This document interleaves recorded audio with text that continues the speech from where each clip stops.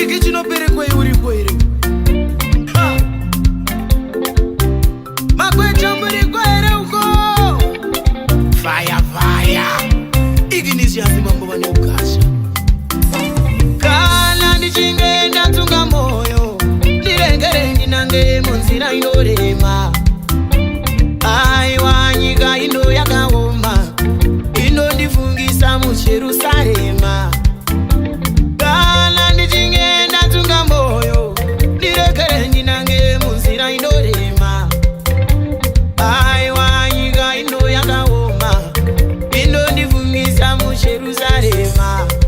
Ndiregere ndifambe usandisiure ndifambe Ndiregere ndifambe ndoda zvinhu zvihombe Ndiregere ndifambe usandisiure ndifambe Ndiregere ndifambe ndoda zvinhu zvihombe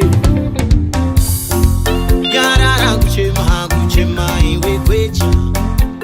Uchanonga mangwana ere kwecha Yarara kuchema iwe kwecha Uchanonga mangwana ere kwecha Yarara kuchema iwe kwecha Uchanonga mangwana ere kwecha Yasini Osanembire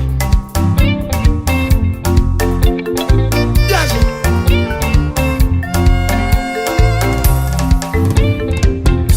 Ndamata uromoki Muwana icheki Nodisi mwe kwa mereki Ndova ndavunga niki Mari yacho haikoveki Kuibata ritori raki Inobatwa nemashaki Ini nayo teki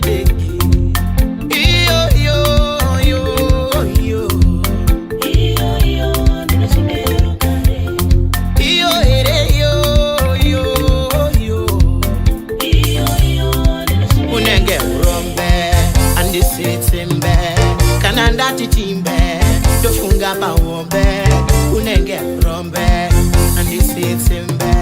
Kana ndati timbe Dofunga pawombe Asipa ndinoibata mari yacho Umwezi novava Dofunga kubawa Kune masawira angu Ndasvika pavari Ndinongo ndiko Dovatanisa Donyemwerera ndobva ndati aiwa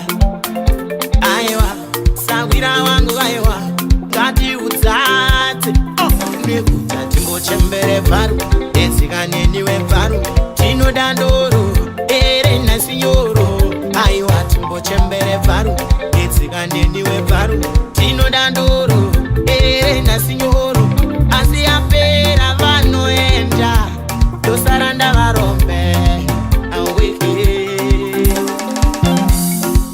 Yarara kuchema iwe kwecha Uchanonga mangwana ere kwecha Yarara kuchema iwe kwecha Uchanonga mangwana ere kwecha Yarara kuchema iwe kwecha Uchanonga mangwana ere kwecha Nase mudundo